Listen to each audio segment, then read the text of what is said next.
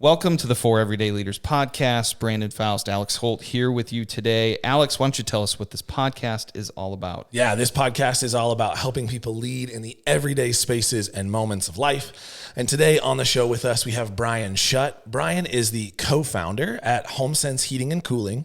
He's the co-founder at Refinery 46, an awesome co-working space. It is awesome. I've been there. It's nice. Really, I would love great. to go sometime. It's really great. He is a civil renewal fellow with American Enterprise Institute. He's a board member at Orr Fellowship and the StartedUP Foundation. He once taught at Purdue. He writes for the Indianapolis Business Journal, and he's serving as an innovation advisor for Wayfinders Impact Studio Cohort that incubates work for good. He's married to Tiffany, and they have two wonderful children, and I don't know when you sleep. That's my first question.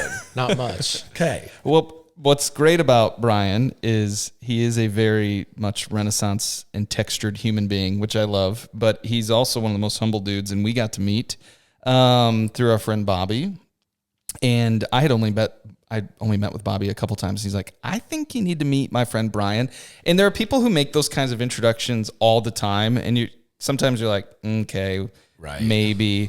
But then this one was square on the nose, and the timing of it in every way. We learned very quickly that one of our programs, the Impact Studio, that we started in 2021, helping kind of incubate grassroots work for good, that was kind of a overlapping interest point and kind of pain point for us, that we saw this obstacles and barriers for people who want to go do good and just being released to go do that and in a collaborative way and resourced and encouraged and all that kind of stuff. So that's kind of how we met.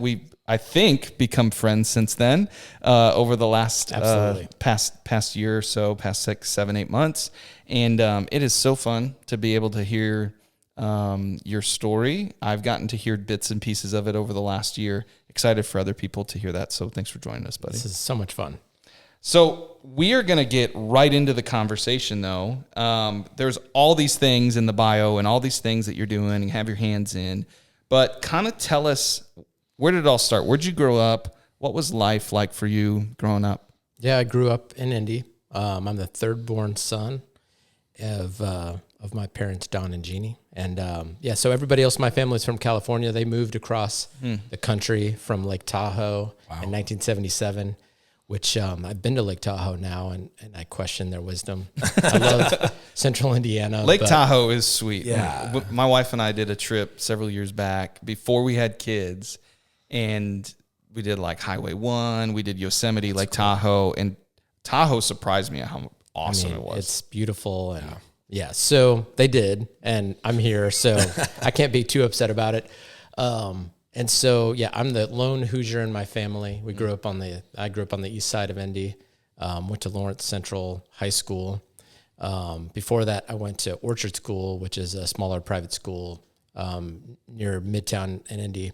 So kind of have a juxtaposed educational, very small private, and then a much larger, more diverse high school. Went on to Purdue and studied business there, but really studied fraternity. And then got into my career, but sort of to the sort of meat of the question. Grew up in a loving home. But when I was in third grade, should say, and when I was in third grade, my parents got divorced, which is part of the story as well. And so lived with my mom from third grade through the end of high school. And I would say as part of my story, I basically joined another family, which has been formative for me. The Morales family are essentially my second parents and my second family. So I was the sixth kid in the Morales family for most of those years. And so Tom Morales is a local founder, has a pretty sizable staffing firm, and his son Seth's been my best friend since we were born. So as in terms of my sort of formation of faith and journey into business, that sort of foundation I think is important, and definitely was formative for me to kind of grow up in two different families. Yeah. How did, as you made the decision to go to Purdue and being in and around studying business, what was kind of like, I want to study business, this is what I want to do? Was that like a clear laid out, let me take this step, or? Oh man, so much of my story. Every time I tell it, I'm reminded how poorly designed it is when I'm in charge. But thanks to the grace of God, there is design in it. So no, I mean, I went to Purdue because I applied to a handful of places, and I wanted to go to a school that had good athletics, and I had a few mentors that had gone there, Tom, and then another gentleman. And so I was like, all right, well, didn't want to go to IU for some reason. Yeah. Didn't get into Northwestern and Notre Dame, and wanted to be close enough to my girlfriend at the time. Yeah. And so anyway, it was not highly strategic. And my joke is that I got into business school, but I started in the engineering school, which lasted about a week. And about is being generous to me. It was really one class. It was calculus in the first week at Purdue. And it's a great school. And so part of the approach is to weed out people like me. And so I was like reasonably good at math, and I didn't know what engineering was, and it was supposed to be a good school. And so calculus review underscore was what really made me join the business school at Purdue, because I'd never seen the things that were being reviewed. Yeah. And I was looking at my classmates, and they were tracking with everything going on. And that's when I became a business major. Yeah. That's amazing. Makes sense. It's amazing. Look at you now, Right. Entrepreneur and all these Crazy things, successful. but very clear. I think that's what's amazing too, is the pressure on 18 and 19-year-olds to legitimately have it all figured out. And people are like, my kid might be, transferring schools, or they might be changing their majors. And you're like, because like 15% of kids who get a major will never work a day in their life in that field. It's wild. Yeah, it's amazing. Another word I would say is absurd. Insofar as like, we live in the best time to ever be alive with opportunity.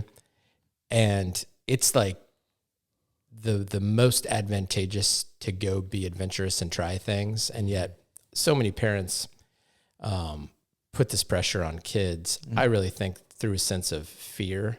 Yeah. And rather than a sense of adventure. Yeah. And it's, for me, increasingly, while I have empathy for that sense of, wanting the best for our kids, I think there's a directional miss when we think what's best for them is taking the safest approach. And that's oftentimes what a lot of that sort of determination from age X, which is way too early, whatever that X is. It's like, no, like your point. We know all the back end data that we have all these myriad careers. Yep. And that's only going to accelerate, by the way, with so many jobs being disintermediated and technology taking place. Like, we need to increase the durability of our kids. Yeah. And rather than sort of the constraints of here's your pathway, follow it. So it's just scratched the surface of the anxiety that so many kids are under now, which is a whole wormhole that is probably not appropriate for the podcast, but is something that's I think not totally disconnected from some of the rest of the story that we're going to talk about, which is advancing the concept of entrepreneurship and taking risks and using unique gifts to try to solve meaningful problems. So so let's start to go that direction. Talk to us about, so after you got out of business school, where did your career go from there? How did you kind of get into some of the work that you are now doing? Yeah. So the failing forward theme we'll continue with. I got a job at Wells Fargo, and I was terrible at it. Mostly because I didn't understand why we were doing it. And I was basically selling subprime mortgages and didn't really understand how it made sense. And it turns out it didn't make sense. Right. If I would have been really smart, I would have been shorting a lot of companies at the time, and I would be like on a island somewhere now. But I was sort of intuitive enough to know that it really wasn't a fit for my personality, and grateful for my first boss, who kind of said, "Hey, you're not very happy doing this. You're 23. Maybe try something else." And so I'd mentioned earlier that what I really studied at Purdue was being a fraternity guy, and so reached out to an alumni who was been a mentor for me, he passed away this year at 94. Jerry Nelson is his name, one of a kind. And so I reached out to Jerry and said, hey, I don't know what I'm going to do, but got anything? And so he invited me to move down to Cabo San Lucas in 2004. And I lived and worked there for him for a couple of years. Wow. And so that's where as a 23, 24-year-old, Right. when you're like, hey, want to move to Cabo for a minute? Yeah. Sounds pretty cool. We'll just hold on those stories for the sake of anybody listening to me. It happened. Yeah, it And we did. can just go It from happened. there. We'll put the positive spin on that to say I call that my master's in entrepreneurship. Yeah. Mostly being exposed to somebody who had done it. Jerry's Yeah. career is again not enough time in the podcast to tell all those stories, but was one of the first developers in Scottsdale, Arizona. Drilled for water in a desert and found it and started developing things, and then started finding more water and developing things. So some of the biggest golf courses and communities there, and then became a serial entrepreneur and investor, was the first investor in Ticketmaster. So being sort of surrounded by that, pulled out of all of the environment that I knew, it was very advantageous to listening and learning. And so, and just having the access to resources and kind of being told to jump into a lot of things that I had no business doing. So during that time, did everything from designing a website to doing the interior design on hotel rooms and leading bilingual staff meetings. But it was really formed through the idea of the lens of opportunity. And then being exposed to people and relationships that had sort of looked through their career through that lens. A lot of his friends and other sort of fraternity alumni that participated in that program that we were helping launch. Again, that sense of relationship, exposure to a different way of viewing the world. Again, as I said, called that my master's in entrepreneurship. And so when I came back to Indy, I knew that I wanted to do something entrepreneurial eventually, but I didn't really have any competence in any area. I was, a handful of years into my career and had been, again, exposed to and tasked with a lot of different projects, but wasn't, I'm still not a specialist in anything, and especially wasn't at that point. So I got a couple of great jobs, one in politics, one in marketing. And then the subprime mortgage crisis happened. So that came back into my story. And so I found myself kind of mid, 4 or 5 years into my career, out of a job, having just been married. And so that was really the platform to become a founder of a business. That was the genesis of Homesense. Okay. Wow.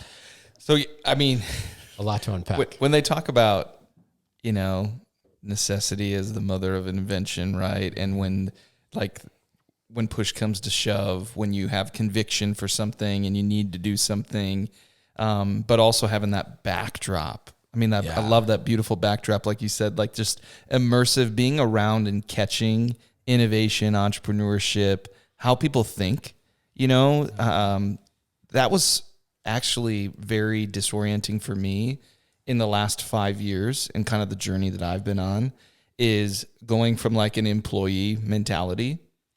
And this is not a criticism. This was just kind of my journey, employee mentality, to like being around people who literally own things or take ownership of things and want to, move the ball forward, want to help others, want to solve problems in the world, all that kind of stuff. Being around that is just like, man, there's things you catch. There's things you catch. Wait, what did you just say?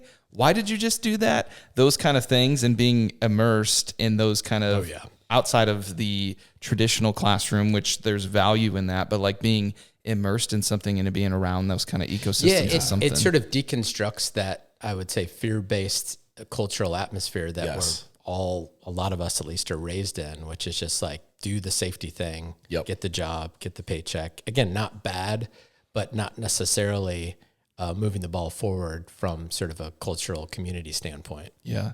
So, why a heating and cooling company? Yeah.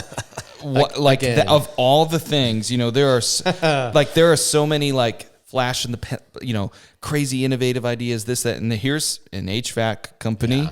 I mean, I've asked myself that a lot as well. But also, it's a very... We had, I wish I knew you sooner, right? But like I was telling you, the last summer, we had our whole system go out. Yep. And when you have like a baby in the house, and it is the middle of July, and obviously first world problems here, totally get that. But it was like, I need this now. Like I need the air to turn back on. That would be fantastic, please. Yeah, absolutely. Yeah, my joke is that Maslow's hierarchy of needs is based, the foundation of that is effective heating and cooling unit. Because everything stops. Yes. And when it's a hot summer and you don't have a working AC. So, I mean, you hit on it with why HVAC. Necessity is the mother of invention. A friend of mine, Joanna Taft at the Harrison Center, says constraints produce creativity. Yeah. So nobody was hiring anybody, especially somebody with 5 years of generalist experience in the spring of 2009. And so what I had was relationships, and at least in some of those relationships, people looked at me with some credibility. And so my business partner now was a friend who he and I went to church together. We met when we were both fraternity presidents at Purdue, and he had gotten into real estate and had been consistently frustrated with his heating and cooling providers, and thought, hey, this is a good business. I mean, there's always demand for it. There's margin, but I can't trust the guys that I can get a hold of, and I can't get a hold of the guys I trust. Right. So the small single man shop, he's like, yeah, they're good. I call them, they don't pick up, or they're booked out for 2 weeks. So Jesse Cross is his name. Jesse came to me, and this was just over coffee one morning, just sort of lamenting the lack of providers that could thread the needle and be trustworthy and available. And so then I looked at it through the lens of marketing, and I just saw an industry that had not really evolved for a long time.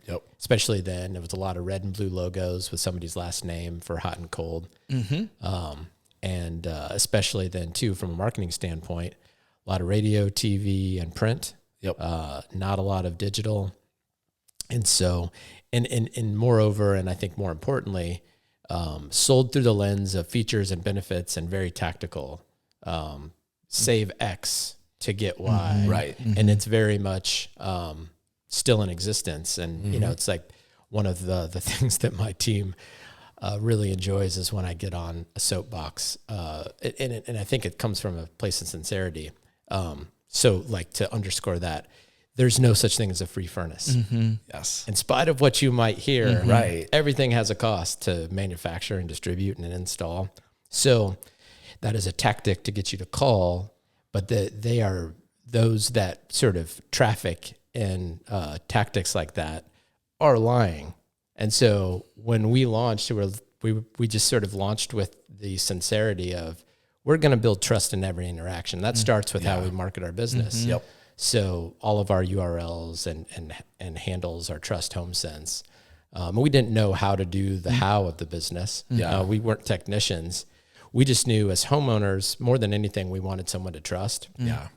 And then we were audacious and some might say foolish enough to jump into a technical business. But we really just launched with that foundation of, hey, if we manage the business well and keep our costs low, we cannot be forced to send our guys out to meet some quota. We can just actually hire guys that want to fix things. And I say guys because it's a very male-dominated industry. So we recruited based on that sense of the ethics that we wanted to have within our operations. And more than anything, it's like, if I'm going to go out there and say this publicly, coming from me personally a lot, especially in the early years, a lot of the communication was just me.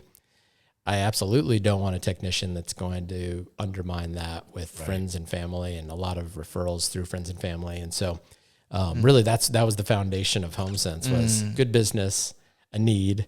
So the constraint produced the creativity, and then just kind of young and dumb enough to jump in. But I just obviously telling the story around trust is the main thing, because if we did anything innovative, it was really to just hammer home and that belief and try to operationalize the idea of integrity needs to exist in every industry. And we don't have to be innovative necessarily on the technical side. But there's innovation to be found on the operational side. And it's been great and affirming over the years. Now we're 14 years old to have technicians that really want to work for a company like ours. And so the guys that come stay to the business or stay within the business. And it really helps when we have spaces to fill because we just operate differently. Yeah. And I think there's that sense too. We always tell folks that you'll ultimately pay for what you value. Like you'll pay for it somewhere. Yeah. And so it's like could we go out and hit some more quotas and do this kind of stuff but it's like we are going to pay for what we value. We are going to stick with that. Yep. And obviously, you got to be smart about what you're paying for in anything, whether with time, with money, with all that reputation, all that kind of stuff. But I love that, hey, here's this core anchored thing that filters through every decision we're going to make. And whether you're leading an organization or leading in your home or leading in the neighborhood or volunteering somewhere, it's like, hey, here's this anchored thing that I'm going to stick with and not compromise on. And I think it's easier to talk about in the abstract, just these ideas of where we have this values driven ethic. The proverbial rubber meets the road when it comes at a cost. Yep. And I think that's something that I really try to elevate in the conversation is just, this is not just a philosophy. We do it with integrity. And it's again, it comes at a cost. And sometimes it means we sacrifice short-term profit because we value long-term relationship. And it comes at, when we make a mistake, owning that mistake. Yeah. So again, there is a sacrificial element to having an elevated sense of values in the marketplace, but A, we do it because it's the right thing to do. But B, I just fundamentally believe that doing the right thing is good for long-term business as well. Yeah, that's really good.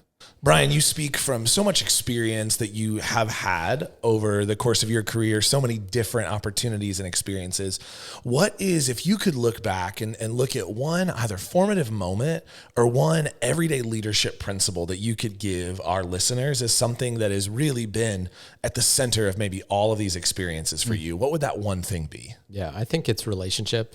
I mean, obvious sometimes answer, but most of the people that have formed me, books are great and I enjoy them, and we'll talk about that later, I'm sure. But I mentioned my boss and mentor in Cabo. I mentioned my friend's dad. I've mentioned my business partner. The things that have shaped me have been those people that have been walking alongside me for a long time. Yeah. And so again, it's somewhat of a cliche, but I think we moments can be formative and there's sort of pivot points for sure. But I think kind of that James Clear atomic habits concept of 1% better. Formation typically is a slow moving thing. And through sort of trusted relationship that can see you over time and see me over time, that's really where I think I've been formed and shaped the most. Yeah. What were some of the ways and avenues? Because I think a lot of times when it comes to relationships, people get a little bit lost in you talked about obviously your experience at Purdue and a lot of the connections there. What were some of the other places where you found yourself or modes of connecting with people? Or was it just man, you were just around some special people who were always reaching out? What was that like? Yeah. I think there's been certainly opportunity just by virtue of proximity. My best friend's parents went to my dad's church when I was a kid. So I was there. Yeah. So it's just consistent exposure. But in all those cases, it took, really, that's part of, I think, where I hope humility comes into play. It was their movement that really made the formation happen.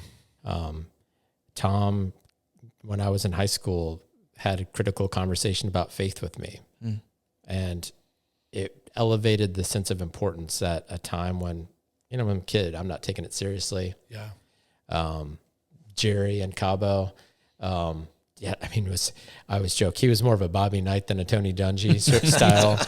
That makes sense. It was I had to come correct to conversations, be prepared, be ready to write stuff down. Yep. Don't come with sort of random ideas that hadn't been thoughtfully considered. Yeah. If you want to do something, prepare in a way that shows me you want to do something. Yeah. I've got the resources. Let's do it. But if you're going to be halfway in, I don't have time for that. Yeah. Jesse formed in a way of just being very risk tolerant and ready to go.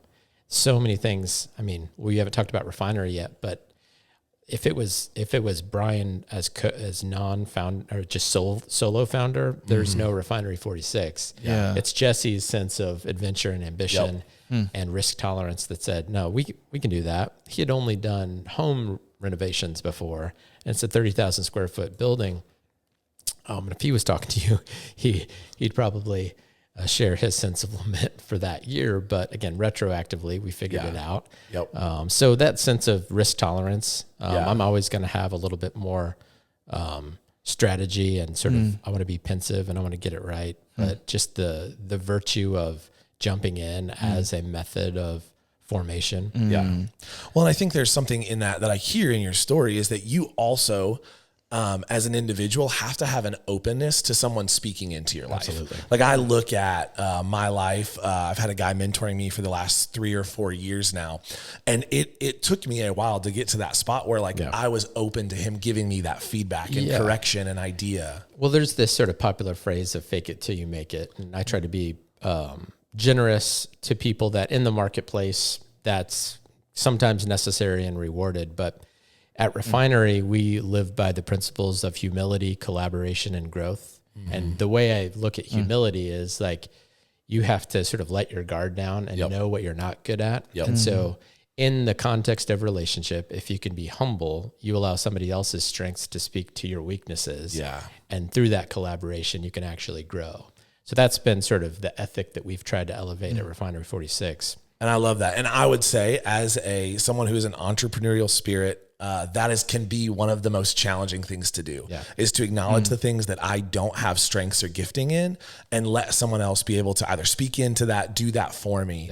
And so I love that is what you guys are doing there at Refinery. That's amazing. I think there's so many things here, Brian.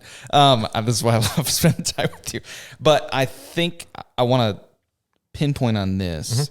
In the entrepreneurial scene, there are a lot of people who like to talk. There are a lot of people who like to talk about problems they see. They maybe have been talking about it for a few years, and it's like, go solve it, go try, go test the waters, go experiment, go see if you try that one time, if it serves somebody, if it's a need, if somebody would buy something or whatever that might mean. And what I love in your story, and we have some other friends who run a roofing company, kind of similar story. They're like, we're getting into a technical industry and we have no clue. I'm the last person you want fixing your roof because I don't know what to do. But I do think I have learned a lot and has had some things invested in me that we could see a problem, meet the need, bring great people in, create a great culture, all that kind of stuff. And so I love that part of this because that's that beautiful convergence of what was happening at Homesense and then Refinery coming in. And it's almost like this shared broader ecosystem, taking the good that you had experienced from there into that. What has that looked like? And talk about, Refinery 46 is an amazing place. If you haven't been there in the Indianapolis area, it's a wonderful co-working space. I know there's some great spaces, but there's something unique there because of who is there and the culture and the ecosystem there. And it's a very nice building. Like you guys have really, Addison is just awesome. Like all of those kinds of things. So talk about why do that? Why create this broader culture, ecosystem, all that stuff when it would have been easy to be like, Homesense, we can contain our culture and we'll just do our own thing. Yeah. I mean, I think the underlying why is we get one shot at life. So, take a chance with the things that you feel led toward. And that's part of, I think, that sort of seeking out adventure. I'm an Enneagram 7, so I'm more of like a default go seek adventure. It takes more for me to be discerning as to what adventure to take. I was hitting on it with the idea of, humility, collaboration, and growth. I think ultimately it comes back to why, because I think entrepreneurs change the world. Full stop. Entrepreneurs make the decision.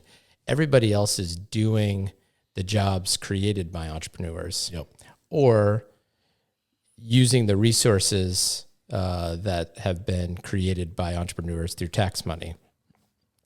Think about it. Churches operate because people give. Governments operate because people pay taxes in. Corporations were started by entrepreneurs first. Everything that functions in our society started with entrepreneurs creating the resources for things to go. So, and just more closer to home, the latest research shows that almost all net new jobs come from businesses that are 5 years or under. Wow. So if we want to create great work for people, Ephesians 2:10 is one of the verses that sort of helps moderate my life, that we're created in Christ's image to do good works that he's prepared in advance for us to do. We're God's workmanship. I missed the first part. So if I believe that entrepreneurs are who solve problems and they create jobs, why do entrepreneurs fail? It's oftentimes that they haven't come around a structure that's been supportive. So the other sort of verses that I always go to are the parable of the sower. And so in my sort of view of the entrepreneurial sort of definition of that verse is that these entrepreneurs are the seeds, and the seeds have the capacity to grow and form and bear fruit. What soil do they fall in? I think that's what places like Refinery can help be that good soil to come around them and give it the nutrients and the support and the nourishment to help grow. But we don't make the seed. We just try to elevate what's possible, leverage relationships and knowledge that we might have to help them grow and sort of navigate through what's inevitably not an easy thing to figure out. So that's the motivating piece. And I think, things like this are fascinating and necessary because you had touched on and sort of the lead in with the question of like, a lot of people talk about it. Again, we're swimming in this culture that is fear-based. And why we need to tell our stories of possibility is that stories help illuminate people's imagination. And they're like, if Brian can fall backwards into an HVAC business that's been around for 14 years, I can probably figure out, I can make this thing go if I take this step. But I think, again, we talked about it with your story. I think the risk is the belief that you have to do it all on your own. But you can't. So you need to go in knowing it's going to be hard. I need these relationships and these other people's strengths. So stories help both illuminate people's imagination that they can do it and hopefully create avenues for connection to help them grow along the way. And we've observed that so much in the last 4 years at the work of Wayfinders. When people go through this life mapping process, it's not like that we gave them something new. We gave them a frame to think through their experiences. And then they curate it, and then it's like, oh, that's always been there. And I have anecdotes and experiences, and in this process, I'm having people that are trusted people in my life verify this. So now I need to go try this thing. Go find, I remember there was someone we were working with, and they were trained in all this Enneagram stuff, which can be super helpful and insightful. And they're like, I don't know that anybody or any church or any group would want me. They go out there, and the next thing you know, client. And I'm like, you don't have to quit your job to start something else. Like, fit it in, see what, and now that person, that's what they do. Similarly with like a ministry need or a community need, where it's like, we just had a conversation with a guy last week. He's like, hey, I used to run a food truck. I'm like, cool. And he's like, I like to feed people. And he's been feeding people. One of the works that went through our Impact Studio, Whitestone Ministries, amazing. He's like, do you know these people? I'm like, yeah, we know these people. He's like, oh, I've been helping feed the meal, like doing the meals. But he's like, I feel like there's a greater need for that and this calling on my life to do that. And so he's coming to our Start Something workshop next month, so it's just like these kinds of things that get unearthed, whether it's for doing good, serving others, or maybe it's a business, maybe it's, some other expression of something. I think those principles of helping people uncover what's already in front of them, like architecture and artistry, right? Like or archaeology and artistry, where you're uncovering what's there.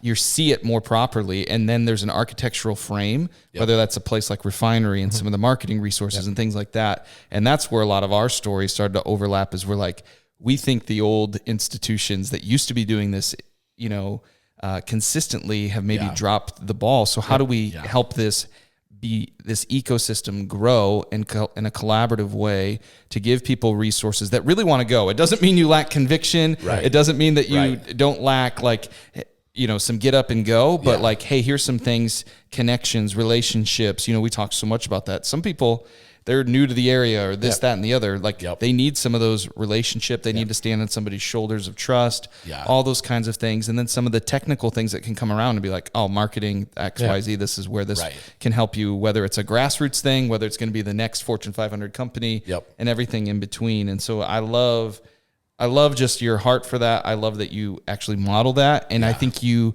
understand principally whether it's a scale of a company like X, whether it's a ministry, nonprofit, or something grassroots that somebody just does in their neighborhood, that those principles really, really translate. So absolutely. In all of that, what are you reading? I know you're a book junkie. I know you're always reading, listening to something. What's kind of a book, podcast recently that's been impacting you and that you might encourage our listeners to grab onto? Yeah, I've been on this theme of I want to read less but integrate more. Because I've gone through the seasons of, I joke that as it relates to information and relationships, I'm like Joey Chestnut, a lot of consumption, not a lot of digestion. And so I've been taking it slower than is my sort of default sort of personality to do.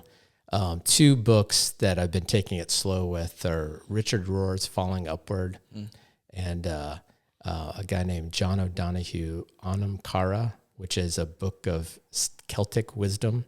Interesting. Both are on sort of the edges of what I'd call sort of theology. And I would say some people probably think they're bordering on sort of bad theology, but I like the idea of sort of looking outside sometimes for inspiration. Both of them are believers, but are sort of take an expansive view of God sort of integrated into everything. And to me, that's aspirational. I think everything is created by God. So to me, it sort of resonates that God is in everything. And so, both are inspiring and aspiring for me. That's good. Brian, as we wrap things up today, how can people get connected with the work that you're doing, whether it's through Homesense, whether it's through what you're doing with Refinery? How can people get connected with you? Yeah, so the easiest way is bschutt.com, BSCHUTT.com. Because of the ADD and multiple things, I just decided instead of handing out 5 business cards, I would just create a site that sort of is a compendium of all the things I'm working on. So go there and I have contact info on the site.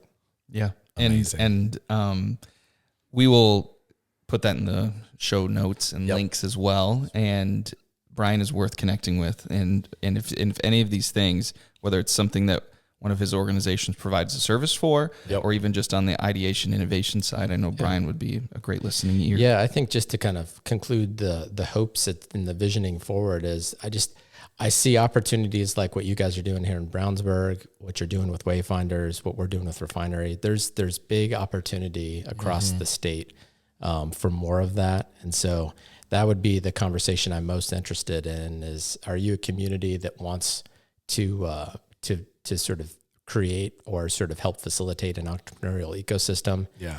Really trying to help lead and advise on those sort of conversations. Love that. That's amazing. Love that. And I can just tell you, in our few months working together, you have blessed us a ton as an understatement and have been an encouragement, a resource in a lot of ways. Kind. So thank you. And we want to just say thanks to all of you for tuning in to this episode of the 4 Everyday Leaders podcast, brought to you by Wayfinders. We hope it helps you lead in the everyday spaces and moments of life. Yeah, and we'd love to have you continue to join us on the journey of the 4 Everyday Leaders podcast. You can subscribe to the show on Apple Podcasts, Spotify, Anchor, and YouTube. Brian, thanks for joining us. Thank you. Thanks, bro.